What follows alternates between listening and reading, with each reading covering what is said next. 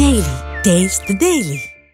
Pan India sensation Pushpa craze ఇంకా continue అవుతూనే ఉంది. అందుకే ఆ టోన్లో సినిమాలు చేసేందుకు స్టార్ హీరోలు కూడా ఇంట్రెస్ట్ చూపిస్తున్నారు.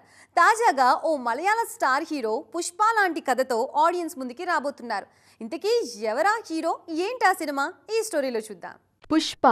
పుష్పరాజ్ అంటూ పాన్ ఇండియా రేంజ్లో సెన్సేషన్ క్రియేట్ చేశారు ఐకాన్ స్టార్ అల్లు అర్జున్.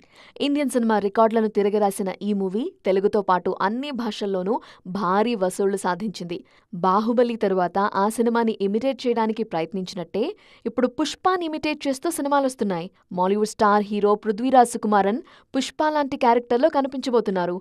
విలాయత్ బుద్ధ సినిమాతో త్వరలో ప్రేక్షకుల ముందుకు రాబోతున్నారు పృథ్వీరాజ్.